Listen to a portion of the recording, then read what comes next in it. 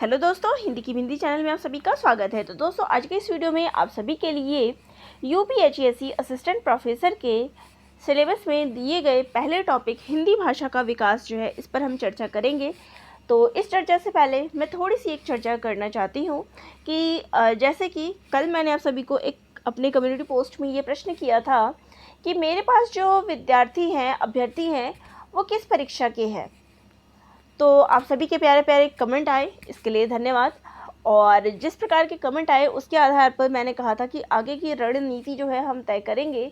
तो यहाँ पर जो अधिकतर विद्यार्थी मुझे देखने को मिले वो यूपीएचएससी, एमपीपीएससी और आरपीएससी की परीक्षा देने वाले थे। तो आगामी जो वीडियोस आएंगे वो इन्हीं टॉपिक्स पे आएंगे, यानी जो हम अब तैयारी करेंगे अपनी, वो आरपीएससी, यूपीएचएससी और एमपीपीएससी असिस्टेंट प्रोफेसर की ही तैयारी करेंगे, क्योंकि इसी से संबंधित आप लोग मेरे पास जुड़े हैं। तो यही सारे टॉपिक्स जो है हम कवर करेंगे, इनके सिलेबसों पे हम चर्चा करेंगे, इनका सिलेबस जो है पूरा सॉल्व करेंगे। तो अब यहाँ पे एक और प्रश्न आता है कि क्या यूपी टीजीटीपी की टीजीटी, पीजीटी या फिर ईएमआरएस के जो अभ्यर्थी है उनके लिए वीडियो नहीं आएगी। तो यहाँ मैं बता दूँ, उनके लिए भी वीडियोज़ आएंगी। तो ऐसा नहीं है कि बिल्कुल ही नहीं आएंगी। और यूपी टीजीटी और पीजीटी के मैं प्रैक्टिस टेस्ट ही करवाऊंगी। सिलेबस तो ऑलमोस्ट उनका हो ही गया था, तो अब हम प्रैक्टिस टेस्ट ही कराएंगे। तो चलिए आज के टॉपिक पे पहले हम बात कर लेते हैं। तो यहाँ मैंने आप सभी को हिंदी भाषा का इतिहास, इससे क्या क्या करवा दिया है, पहले हम इस पर चर्चा कर ले। तो देखिए, ये मेरे पास यूपीएचएससी का सिलेबस है, जिसमें हिंदी भाषा का इतिहास मैंने नहीं करवाया था, जो मैं अब करवा रही हूँ। तो प्राचीन भारतीय आर्य भाषाएं, मध्यकालीन आर्य भाषाएं और उनके अंतर संबंध, अपभ्रंश, अवहट्ट और पुरानी हिंदी का संबंध, आधुनिक भारतीय आर्य भाषाएं और उनका वर्गीकरण। तो यहाँ तक के जो टॉपिक है वो हमारे कंप्लीट हो चुके हैं। आज जो हम चर्चा करेंगे वो है हिंदी का भौगोलिक विस्तार। ठीक है, तो आज हम क्या पढ़ने वाले हैं, हिंदी का भौगोलिक विस्तार। इसको मैं आपको अपने यूट्यूब चैनल पर भी दिखा देती हूँ कि मैंने कौन कौन से टॉपिक कवर कराए हैं। तो यहाँ पर मैं आपको यहीं पे दिखा देती हूँ। 1 नेट स्लो चल रहा है, इसकी वजह से भी दिखाई नहीं दे रहा है। तो चलिए ठीक है, मैं यहीं दिखा देती हूँ। तो ये मेरे वीडियोज़ हैं और यहाँ पर मैंने शुरू किया था। देखिए, सबसे पहले नीचे से मैं दिखा रही हूँ। तो ये वापसी कहानी जो है, पात्र परिचय, विषय वस्तु और इसके महत्वपूर्ण प्रश्न उत्तर मिल जाएंगे। तो यूपीएचएससी के लिए, आपके लिए बहुत महत्वपूर्ण है। तो जिन्होंने अभी तक नहीं देखा है वो एक बार ज़रूर देख लीजिएगा। इसके बाद यहाँ से हमारा हिंदी भाषा का विकास जो है शुरू होता है। इसमें भारतीय आर्य भाषा का विकास किस प्रकार हुआ है ये मिल जाएगा। फिर प्राचीन भारतीय आर्य भाषाएं, मध्यकालीन आर्य भाषाएं और आधुनिक आर्य भाषाएं। तो ये तीनों ही टॉपिक यहाँ से आप देख सकते हैं कि तीनों ही टॉपिक मैंने आप सभी को यहाँ पे कैसे करवा दिए हैं। और इसके बाद जब ये तीनों टॉपिक हमारे कंप्लीट हो गए हैं, तो इसके बाद मैंने आप सभी को इससे संबंधित प्रश्न भी करवाए थे। तो जिन्होंने अभी तक नहीं देखा है ज़रूर देखिएगा। और इसके बाद देख सकते हैं अपभ्रंश, अवहट्ट और पुरानी हिंदी का अंतः संबंध। ये मैंने आपको टेबल फॉर्म में करा दिया था, तो वो भी आप देखिए, बहुत अच्छे से मैंने एक्सप्लेन किया हुआ है, तो आप सभी के लिए अच्छा रहेगा। तो यहाँ तक हमारा जो टॉपिक था वो कंप्लीट हो गया, जितने भी मैंने बताया आपको। और आज जो हमारा टॉपिक है वो है हिंदी का भौगोलिक विस्तार।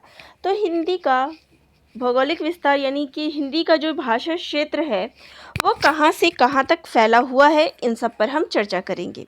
तो देखिए, भौगोलिक दृष्टि से यानी कि अगर क्षेत्रफल के हिसाब से हम देखें कि मैप के हिसाब से कि कहाँ तक हिंदी भाषा जो है वो फैली हुई है, तो ये दो भागों में विभाजित है। पहला है हिंदी क्षेत्र और दूसरा है अन्य भाषा क्षेत्र, यानी हिंदी बोलने वालों का क्षेत्र। जब आप मैप देखेंगे तो मैप में आपको मिलेगा कि कुछ ऐसे क्षेत्र हैं जहाँ हिंदी भाषा बोली जाती है और कुछ ऐसे क्षेत्र हैं जहाँ पर अन्य भाषा बोली जाती है लेकिन हिंदी भी बोली जाती है। तो सबसे पहले हम हिंदी भाषा क्षेत्र के बारे में देखेंगे कि हिंदी कहाँ कहाँ बोली जाती है।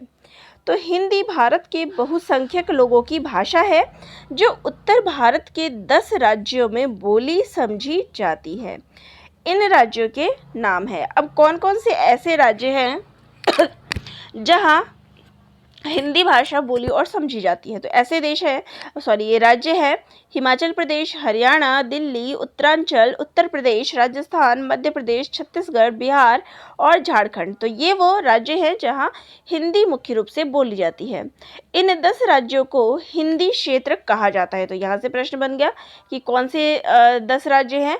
तो यहाँ से आप देख सकते हैं, और इनको क्या कहा जाता है, हिंदी क्षेत्र कहा जाता है। इस विस्तृत भूभाग में हिंदी के अनेक क्षेत्रीय रूपांतरण प्रचलित हैं, और इसमें जो है हिंदी की 5 उपभाषाएं और 18 बोलियां सम्मिलित हैं। तो इन बोलियों का भौगोलिक क्षेत्र निम्न है। तो अभी तो आपने भाषाओं का क्षेत्र पढ़ा कि हिंदी भाषा क्षेत्र कहाँ है। अब इसके हिंदी भाषा में आप 5 बोलियां पढ़ते हैं और 18 उपभाषाएं पढ़ती हैं, सॉरी 5 उपभाषाएं और 18 बोलियों के बारे में आप पढ़ती हैं, ठीक है। तो चलिए कौन कौन सी वो 5 उपभाषाएं हैं और उनके अंतर्गत जो 18 बोलियां हैं, तो उनका क्षेत्र कहाँ तक है, कौन कौन से क्षेत्र में बोली जाती है, इन पे पढ़ते हैं। तो पश्चिमी हिंदी क्षेत्र, तो पश्चिमी हिंदी के अंतर्गत जो है 5 बोलियां जो है बोली जाती है, वो है हरियाणा। और इनका बोली क्षेत्र कौन कौन सा है, पहले तो ये देख लेते हैं कि पश्चिमी हिंदी जो है कौन कौन से क्षेत्र में बोली जाती है। तो हरियाणा, दिल्ली, पश्चिमी उत्तर प्रदेश जो कि कानपुर तक है, मध्य प्रदेश का ग्वालियर, भोपाल, पूरा बुंदेलखंड, पूरब का पूरा जो बुंदेलखंड है, होशंगाबाद, नरसिंहपुर, सिवनी, छिंदवाड़ा, यहाँ तक जो है पश्चिमी हिंदी का क्षेत्र जो है वो फैला हुआ है। अब बोलियों का विस्तार पूर्वक पढ़ते हैं कि कौन सी बोली किस क्षेत्र में बोली जाती है। तो सबसे पहले खड़ी बोली, पश्चिमी हिंदी के अंतर्गत जो भी बोलियां आती हैं उनके बारे में पढ़ते हैं। तो खड़ी बोली का क्षेत्र देहरादून, सहारनपुर, मुजफ्फरनगर, मेरठ, बिजनौर, रामपुर तथा मुरादाबाद है। खड़ी बोली का शुद्ध रूप बिजनौर में बोला जाता है, और इस खड़ी बोली का एक अन्य नाम क्या है, तो वो है कौरवी, ठीक है। अगला है ब्रजभाषा। इसका क्षेत्र है आगरा, मथुरा, अलीगढ़, मैनपुरी, एटा, हाथरस, बदायूं, बरेली, धौलपुर। तो इसमें क्या है, ब्रजभाषा बोली जाती है। हरियाणवी, तो हरियाणा प्रदेश में तथा दिल्ली का जो देहाती क्षेत्र है, इस क्षेत्र में हरियाणवी बोली जाती है। इसके अतिरिक्त हरियाणा के करनाल, रोहतक, पानीपत, कुरुक्षेत्र, जिंद, हिसार आदि जिलों में बोली जाती है। और जो हरियाणवी है उसको क्या कहा जाता है, बांगड़ू बोली भी कहा जाता है। अगला है बुंदेली। तो ये कहाँ की बोली है, तो बुंदेलखंड की बोली है। ये झांसी, जालौन, हमीरपुर, ओरछा, सागर, नरसिंहपुर, सिवनी, होशंगाबाद जिले इसके क्षेत्र में आती हैं बुंदेली बोली के अंतर्गत। अगला जो उपभाषा है, अगली जो बोली है वो क्या है, कन्नौजी। कन्नौजी कहाँ बोली जाती है, तो अवधी और ब्रज भाषा के बीच कन्नौजी भाषा का क्षेत्र है। तो यहाँ पे आपसे पूछ सकते हैं कि कन्नौजी जो है किन दो के बीच में आता है, तो अवधी और ब्रजभाषा के बीच कन्नौजी का क्षेत्र है। और ये क्षेत्र कहाँ तक है, यह फर्रुखाबाद, इटावा, हरदोई, पीलीभीत, शाहजहांपुर, कानपुर आदि जिलों में बोली जाती है। और इसका मुख्य केंद्र जो है वो कन्नौज या फिर फर्रुखाबाद ज़िला है। अगली जो है बोली वो है निमाड़ी। तो ये निमाड़ी बोली का क्षेत्र खरगोन और खंडवा के बीच का प्रदेश माना जाता है। तो देखिए ये ऐसा नहीं है कि ये यूपीएचएससी का सिलेबस मैंने उठा लिया है तो एमपीपीएससी में ये काम नहीं आएगा। तो हिंदी भाषा का विकास जो टॉपिक दिया गया है उसमें ये टॉपिक आपके लिए भी उतना ही महत्वपूर्ण है। अगला जो हमारा क्षेत्र आ जाता है, उपभाषा आता है पश्चिमी हिंदी के बाद, वो है पूर्वी हिंदी। अब पूर्वी हिंदी का क्षेत्र कहाँ तक फैला हुआ है, तो जॉर्ज गिरिसन के अनुसार पूर्वी हिंदी पश्चिमी हिंदी के पूर्वी और पश्चिमी हिंदी का जो पूर्वी क्षेत्र हुआ और बिहार के जो पश्चिमी क्षेत्र की भाषा है। तो पूर्वी हिंदी कहाँ का हो गया, पूर्वी हिंदी पश्चिमी हिंदी के पूर्व में और बिहार के पश्चिम में, इन क्षेत्रों में बोली जाती है। पूर्वी हिंदी का क्षेत्र नेपाल के दक्षिणी भाग से लेकर मध्य प्रदेश के बस्तर तक फैला हुआ है। पूर्वी हिंदी के अंतर्गत 3 बोलियां हैं, अवधी, बघेली और छत्तीसगढ़ी। अब इनके बारे में पढ़ते हैं। तो सबसे पहले अवधी बोली, इसका क्षेत्र है अयोध्या, लखीमपुर खीरी, बहराइच गोंडा, बाराबंकी, लखनऊ, सीतापुर, बस्ती, हरदोई, उन्नाव, फैज़ाबाद, सुल्तानपुर, रायबरेली, फतेहपुर, इलाहाबाद, मिर्ज़ापुर, प्रतापगढ़ आदि ये जो ज़िले हैं वो अवधी के क्षेत्र में आते हैं। अगली बोली है बघेली, इसका क्षेत्र है रीवा, दमोह, शहडोल, सतना, मैहर, नागौरकोठी, जबलपुर, मंडला, मिर्ज़ापुर, बालाघाट, बांदा, फतेहपुर, हमीरपुर। तो इन क्षेत्रों में जो है बघेली बोली बोली जाती है। अगला है छत्तीसगढ़ी, तो ये कहाँ बोली जाती है? तो इसका क्षेत्र है बिलासपुर, दुर्ग, रायपुर, खैरागढ़, नंदगांव, कांकेर, सुरगुजा, कोरबा, सारंगढ़। तो ये क्षेत्र इसका छत्तीसगढ़ी का है। अगली जो उपभाषा है वो है राजस्थानी। इसका क्षेत्र कौन सा है? तो राजस्थानी मुख्य रूप से राजस्थान की भाषा है और इस भाषा का क्षेत्र राजस्थान के पश्चिम में पाकिस्तान, उत्तर में पंजाब, उत्तर पूर्व में हरियाणा, पूर्व में उत्तर प्रदेश, दक्षिण पूर्व में मध्य प्रदेश तथा दक्षिण की ओर गुजरात राज्य तक ये फैला हुआ है। तो राजस्थानी क्षेत्र जो है इस प्रकार से विस्तृत है। यह राजस्थान के अतिरिक्त मध्य प्रदेश के पश्चिमी क्षेत्रों, पूर्वी सिंध, भोपाल, इंदौर, खानदेश, बरार और गुड़गांव में भी बोली जाती है। राजस्थान के पूर्व में बुंदेली, पश्चिम में सिंधी, उत्तर में लहंदा, पंजाबी, हरियाणवी तथा दक्षिण में भीली और मराठी बोली जाती है। तो राजस्थानी में जो है मुख्य रूप से 4 बोलियां इसके अंतर्गत आती है। तो वो कौन सी है? तो सबसे पहला है मारवाड़ी, जो कि इसका क्षेत्र है जोधपुर, अजमेर, किशनगढ़, मेवाड़, जैसलमेर, बीकानेर। अगला है मेवाती, इसे उत्तरी राजस्थानी भी कहा जाता है और यह बोली जो है राजस्थान के मेवात क्षेत्र में बोली जाती है। अगली बोली है जयपुरी, तो इसका क्षेत्र क्या हो गया? जयपुर और अजमेर। यह बोली चारों तरफ से राजस्थान की बोलियां और उपबोलियों से घिरी हुई है। तो जयपुरी का सबसे घिरी हुई है और जयपुरी बोली का ही दूसरा नाम क्या है? ढूंढानी। अगली बोली है मालवी, तो इसका क्षेत्र क्या है? मालवा और इसका अधिकांश क्षेत्र मध्य प्रदेश में और कुछ भाग जो है राजस्थान में पड़ता है और इसका अन्य क्षेत्र है इंदौर, उज्जैन, देवास, रतलाम, भोपाल के क्षेत्र में ये बोलियां बोली जाती है। अगली उपभाषा है पहाड़ी, इसका क्षेत्र क्या है? चलिए देखते हैं। तो पहाड़ी वर्ग की बोलियों में 3 वर्गों में विभाजित किया जाता है। पहाड़ी को 3 भागों में विभाजित किया जाता है। पूर्वी पहाड़ी, पश्चिमी पहाड़ी और मध्यवर्ती पहाड़ी। पूर्वी पहाड़ी के अलावा शेष दोनों बोलियों को हिंदी भाषा की बोलियां माना जाता है। मध्यवर्ती पहाड़ी की 2 प्रमुख उपबोलियां गढ़वाली और कुमाऊनी है। ठीक है, अब इन बोलियों का प्रमुख क्षेत्र कौन सा है? पहला है पश्चिमी पहाड़ी, जिसको नेपाली के नाम से जानते हैं। तो यह बोली हिमाचल प्रदेश के शिमला, मंडी, चंबा, जौनसार, सिरमौर इलाके में बोली जाती है। अगली बोली है गढ़वाली, तो ये गढ़वाल क्षेत्र में बोली जाती है। उत्तरकाशी, बद्रीनाथ, श्रीनगर, गढ़वाल क्षेत्र में इसका बोलबाला है। अगली है कुमाऊनी, तो कुमाऊनी जो है कुमाऊं क्षेत्र में बोली जाती है। नैनीताल, अल्मोड़ा, रानीखेत में यह बोली जाती है। इसका क्षेत्र नैनीताल, अल्मोड़ा, रानीखेत आदि है। अगली जो भाषा है वो है बिहारी। तो ये बिहारी हिंदी क्षेत्र के पूर्व दिशा की उपभाषा है। वहाँ हमने पश्चिमी के बारे में पढ़ा, पूर्वी हिंदी कहाँ बोली जाती है उसमें, और अब बिहारी जो है वो बिहारी हिंदी क्षेत्र जो है वो पूर्वी दिशा की ओर बोला जाता है। अनेक भाषाविद भाषा वैज्ञानिक दृष्टि से इसे हिंदी का भाग नहीं मानते, लेकिन व्यवहारिक दृष्टि से इसे हिंदी का प्रमुख बोली वर्ग रखा जाता है। डॉक्टर धीरेन्द्र वर्मा भी बिहारी की भोजपुरी बोली को हिंदी के निकट मानते हैं। तो बिहारी के अंतर्गत जो है 3 बोलियां आप पढ़ते हैं, भोजपुरी, मगही तथा मैथिली। अब इनका भौगोलिक क्षेत्र कौन सा है, चलिए पढ़ते हैं। तो सबसे पहला है भोजपुरी, तो यह बोली वाराणसी, जौनपुर, गाजीपुर, बलिया, गोरखपुर, देवरिया, आजमगढ़, बस्ती, शाहाबाद, चंपारण, सारण में बोली जाती है। अगला है मगही, तो यह बोली पटना, गया, पालामाऊ, हजारीबाग, मुंगेर, भागलपुर, सारण में बोली जाती है। मैथिली तो बिहारी हिंदी के अंतर्गत आने वाली यह बोली मधुबनी, दरभंगा, मुजफ्फरपुर, पूर्णिया और मुंगेर में बोली जाती है।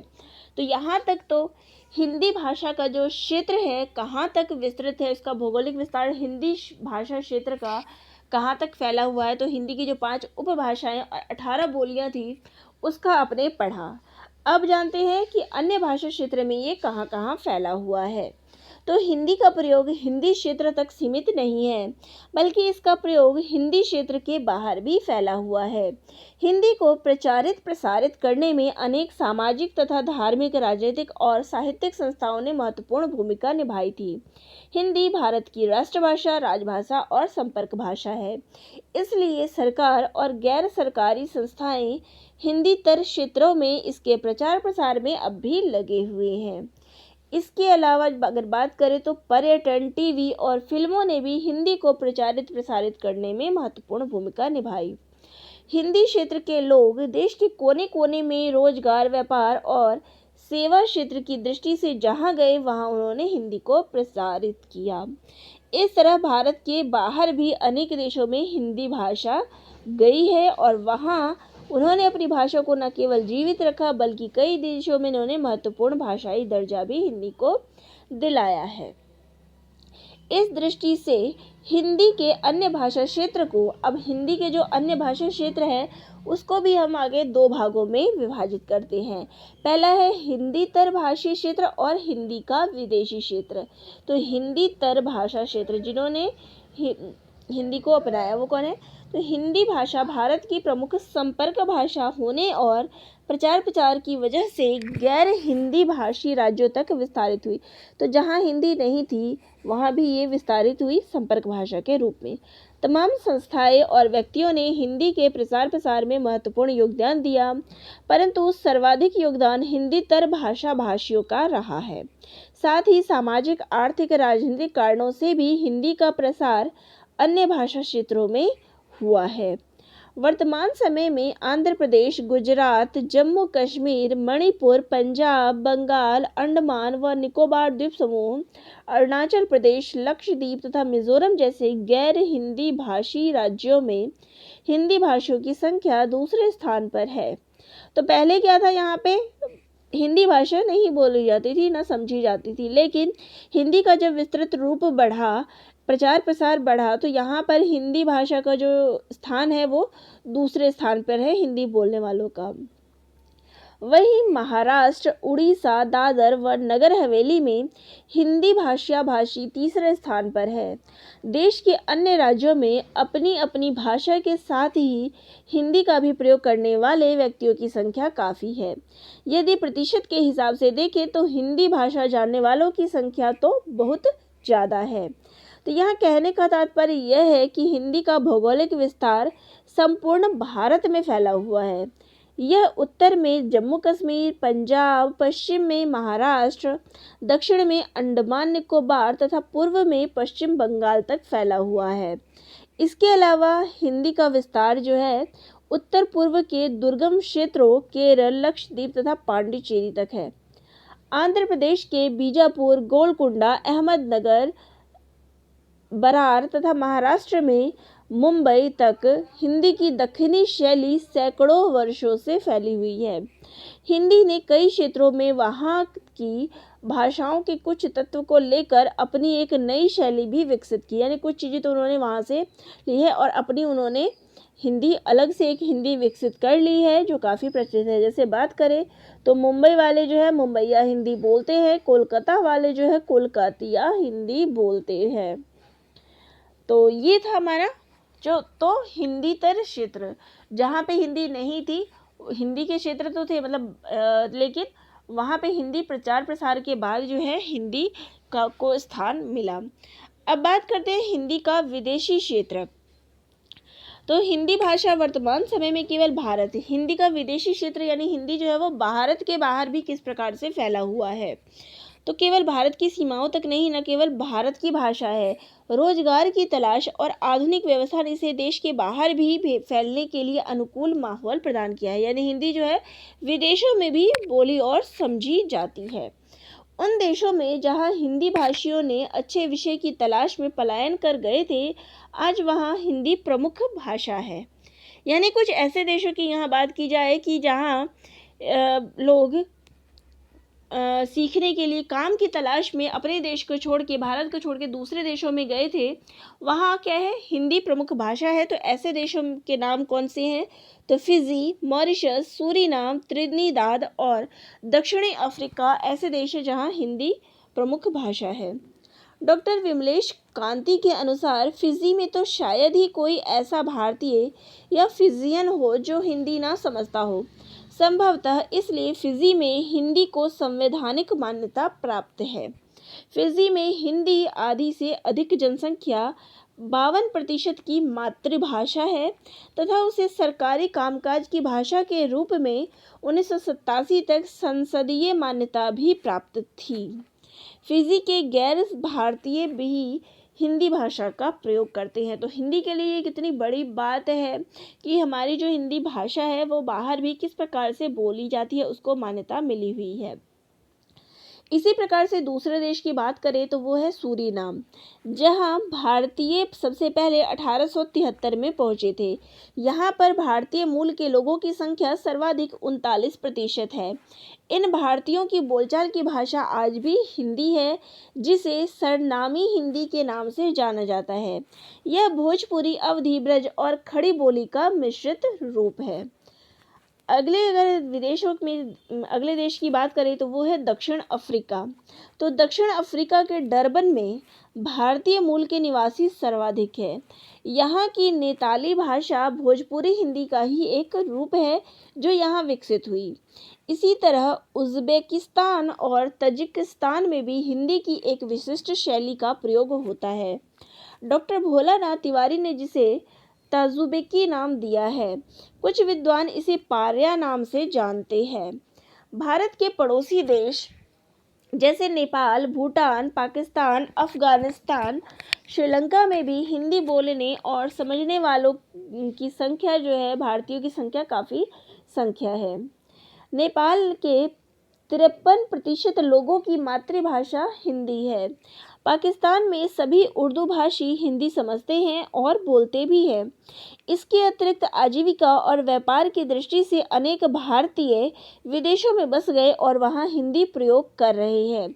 तो ऐसे देश कौन से हैं? तो America, Canada, Germany, England, Africa और खाड़ी देश के जो लोग हैं वो काम के सिलसिले में क्या है, वहाँ गए, लेकिन उनकी भाषा तो हिंदी ही है। प्रवासी भारतीयों के अतिरिक्त विदेशी मूल के भी अनेक लोग हिंदी भाषा बोलते और समझते हैं। भारत के बाहर जिन देशों में किसी न किसी रूप में हिंदी का प्रचलन है, उनके पीछे इन भारतीय प्रवासियों की जो है महत्वपूर्ण भूमिका है। हिंदी भाषा और उसका क्षेत्र भारत और भारत के बाहर विस्तारित करने में दो चीज़ों ने महत्वपूर्ण भूमिका निभाई है। तो हिंदी भाषा को फैलाने में कौन सी दो चीज़ें हैं जिन्होंने भारत में भी और भारत के बाहर भी हिंदी भाषा को विस्तार पूर्वक फैलाया है? तो इसमें योगदान पहला फिल्मों का है और उसके गीतों ने हिंदी भाषा को प्रचारित प्रसारित करने में बहुत सी महत्वपूर्ण भूमिका निभाई है। बहुत सारे गैर हिंदी भाषी और विदेशियों ने फिल्म गीत के माध्यम से हिंदी सीखा, जिससे इसका क्षेत्र व्यापक हुआ। हिंदी भाषा के क्षेत्र को विस्तारित करने में ग्लोबलाइजेशन और बाज़ारवाद का भी तो पहला महत्वपूर्ण भूमिका जो है फिल्मों के द्वारा। दूसरा कह सकते हैं कि ग्लोबलाइजेशन, ये जो बाज़ारवाद जो हुआ है, यानी कम्युनिकेशन कहाँ हुआ है, सामान का जो आदान प्रदान होता है स्तर पर, विश्व स्तर पर वैश्वीकरण, जी ये जो ग्लोबलाइजेशन हुआ है, एक दूसरे से सामान का आदान प्रदान विदेशों से भारत का विदेशों से, तो इसमें जो है हिंदी भाषा का विस्तार ही हुआ है। चूँकि हिंदी क्षेत्र का एक बड़ा उपभोक्ता वाला बाज़ार है, इसलिए तमाम बहुराष्ट्रीय कंपनियां और देशों ने अपने व्यापारिक हित के लिए हिंदी को बढ़ावा दिया। अब आप जिस देश से डील करेंगे तो वहाँ की भाषा भी तो आपको आनी चाहिए। इसलिए ऐसे में लोगों ने, जो बाहर की विदेशी लोग हैं, वो क्या है हुआ, भारत की उन्होंने भाषाएं सीखी। परिणाम स्वरूप हिंदी भाषा को अंतर्राष्ट्रीय स्तर पे फलने फूलने का मौका मिला। तो निष्कर्ष रूप से यहाँ ये कहा जा सकता है कि हिंदी का भौगोलिक क्षेत्र अत्यंत विस्तृत है। यह हिंदी भाषा क्षेत्र में कुल जनसंख्या का 86% लोग हिंदी बोलते हैं और 70% लोग समझते हैं। पूरे भारत में हिंदी बोलने वालों का प्रतिशत अगर जाने तो 42.88, और हिंदी जानने वाले, यानी यहाँ तो बोलने वालों का प्रतिशत है 42.88, और जानने वालों की बात करें तो 73.31% है। हिंदीतर भारतीय क्षेत्रों और वैश्विक स्तर पर हिंदी भाषा भाषियों की जनसंख्या जो है काफ़ी अधिक है, और यह जनसंख्या क्या है, लगातार बढ़ती जा रही है। फलतः हिंदी का भौगोलिक क्षेत्र भी फैलता जा रहा है, विस्तारित होता जा रहा है। तो ये था हिंदी का भौगोलिक विस्तार, इस पर संपूर्ण जानकारी। तो आप सभी को कैसा लगा कमेंट करके ज़रूर बताइएगा, और चैनल पे नए हैं तो लाइक शेयर और सब्सक्राइब भी कर लीजिएगा। धन्यवाद।